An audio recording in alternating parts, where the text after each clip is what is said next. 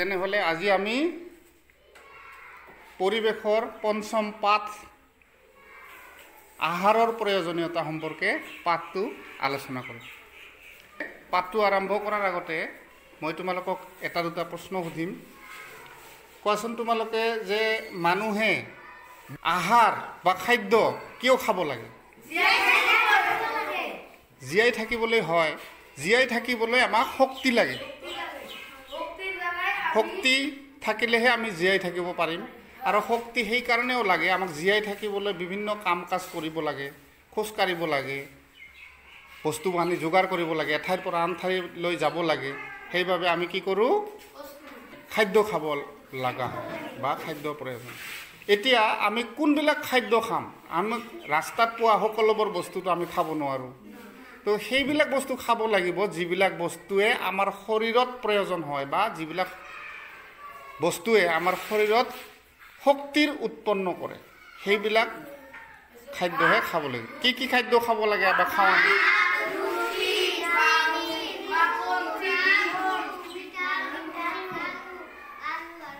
জোৰকে কোৱা, অলপ শুনা পোৱা নাই।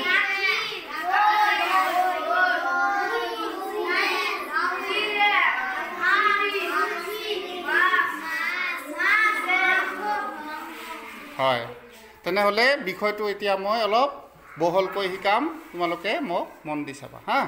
হ'ব? তেনেহ'লে আহাৰৰ প্ৰয়োজনীয়তা সম্পৰ্কে থকা পাঠটো পঞ্চম পাঠ। আমি কৈছোঁ যে আমি আহাৰ বা খাদ্য কিয় খাব লাগে? শক্তিৰ বাবে খাব লাগে। তো আমাৰ জীৱনত আমি বহুত কাম কৰিব লাগে, এঠাইৰ পৰা আন ঠাইলৈ যাব লাগে, বস্তু বাহানি যোগাৰ কৰিব লাগে।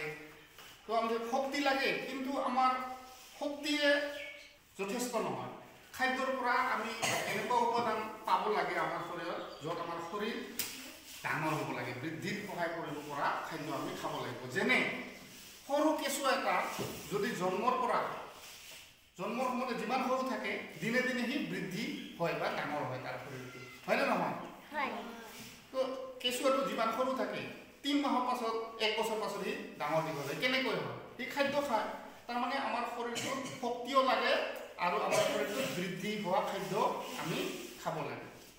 কিন্তু এই দুটাও নহয়, আমাৰ শৰীৰটোত আমাৰ পৰিৱেশত থকা বিভিন্ন বেমাৰ আজাৰৰ পৰা ৰক্ষা কৰিবৰ কাৰণেও আমি তেনেকুৱা খাদ্য খাব লাগিব। তো কোনবিলাক খাদ্য খালে আমি কি কি হ'ব সেই বিষয়টো আমি ভালকৈ লিখি দিছোঁ।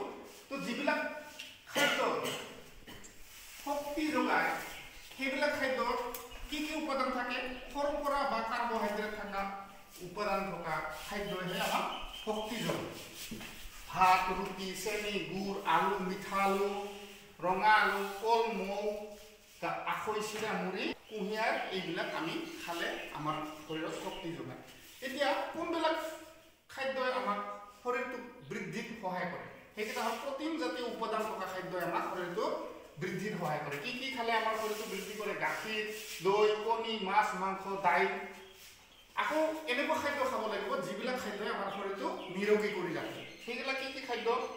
নিৰোগী কৰি ৰখা খাদ্য হ'ল ভিটামিন আৰু খনিজ লৱণ থকা খাদ্য। যিবিলাক খাদ্যত এই বস্তুকেইটা থাকে, সেইকেইটা খাদ্যহে আমি খালেহে আমাৰ শৰীৰটোৰ বেমাৰ আজাৰৰ পৰা ৰক্ষা কৰিব পাৰে। সেইকেইটা বস্তু কি? সেউজীয়া শাক পাচলি, গাজৰ, কলডিল, মধুৰিআম, তিতা কেৰেলা, তো ইত্যাদি খালে আমাৰ শৰীৰটো বেমাৰ আজাৰৰ পৰা ৰক্ষা কৰে। এতিয়া আমি পাঠৰ অনুশীলনীত থকা প্ৰশ্ন আৰু তাৰ উত্তৰসমূহৰ বিষয়ে আলোচনা কৰিম। প্ৰথমতে 1 নম্বৰ কৰ প্ৰশ্ন হ'ল, আমাক কিয় আহাৰৰ প্ৰয়োজন হয়? ইয়াৰ উত্তৰ হ'ল, জীয়াই থাকিবলৈ আমাক আহাৰৰ প্ৰয়োজন হয়। খ নম্বৰ প্ৰশ্ন হ'ল, খাদ্যত থকা উপাদানবোৰ কি কি? উত্তৰ, খাদ্যত 6বিধ উপাদান থাকে, যেনে শৰ্কৰা, প্ৰটিন, চৰ্বি, ভিটামিন, খনিজ লৱণ আৰু পানী। গ নম্বৰ প্ৰশ্ন, সুষম আহাৰ বুলিলে কি বুজা? সুষম আহাৰৰ কিয় প্ৰয়োজন হয়? উত্তৰ, যিবোৰ আহাৰত শৰ্কৰা, প্ৰটিন, চৰ্বি, ভিটামিন আৰু খনিজ লৱণ প্ৰয়োজনীয় পৰিমাণত থাকে, সেইবোৰকে সুষম আহাৰ বোলে। সুষম আহাৰে আমাক শক্তি দিয়ে, শৰীৰ বৃদ্ধিত সহায় কৰে আৰু নিৰোগী কৰি ৰাখে। ঘ নম্বৰ প্ৰশ্ন, আমি কিয় যথেষ্ট পৰিমাণে পানী খাব লাগে? পানীয়ে আহাৰ সহজে হজম হোৱাত সহায় কৰে। পানীয়ে আমাৰ শৰীৰৰ অলাগতিয়াল পদাৰ্থবোৰ ঘাম আৰু প্ৰস্ৰাৱ ৰূপে বাহিৰ কৰাত সহায় কৰে। পানীয়ে শৰীৰ শীতল কৰি ৰাখে।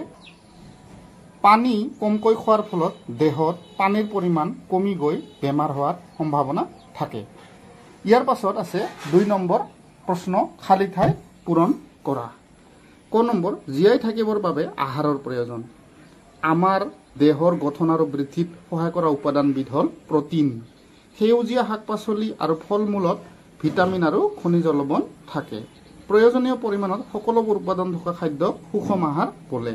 ভিটামিন এৰ অভাৱত চকুৰ দৃষ্টিশক্তি কমে। 3 নম্বৰ প্ৰশ্ন হ'ল ক অংশ আৰু খ অংশ মিলোৱা। আমাৰ শৰীৰক শক্তি দিয়া উপাদানবিধ হ'ল শৰ্কৰা। শৰীৰত হাড় আৰু দাঁতৰ গঠনত সহায় কৰা খনিজ লৱণবিধ হ'ল কেলছিয়াম। দেহৰ গঠনত সহায় কৰা খনিজ লৱণবিধ হ'ল লৌহ। আয়োডিনৰ অভাৱত হোৱা বেমাৰবিধ হ'ল গৰল। তাৰপাছত 4 নম্বৰ প্ৰশ্ন আছে, শুদ্ধ উত্তৰ বাছি উলিওৱা। আমাৰ শৰীৰক বেমাৰৰ পৰা ৰক্ষা কৰা উপাদানবিধ হ'ল ভিটামিন আৰু খনিজ লৱণ। খ নম্বৰ, দীৰ্ঘদিনৰ বাবে খাদ্যৰ উপাদানৰ অভাৱ হোৱা বেমাৰক কি বুলি কোৱা হয়? অভাৱজনিত ৰোগ। ভিটামিন চি অধিক পৰিমাণে থকা খাদ্য হ'ল আমলখি। তো ছাত্ৰ ছাত্ৰীসকল, পাঠটো ইমানেই। সন্মুখত পৰীক্ষা আছে, তোমালোকে গোটেই পাঠটো ভালকৈ পঢ়ি পৰীক্ষাৰ প্ৰশ্নৰ উত্তৰ ভালকৈ দিবা বুলি আশা ৰাখি আজিৰ পাঠটো ইমানতে সামৰণি মাৰিলোঁ।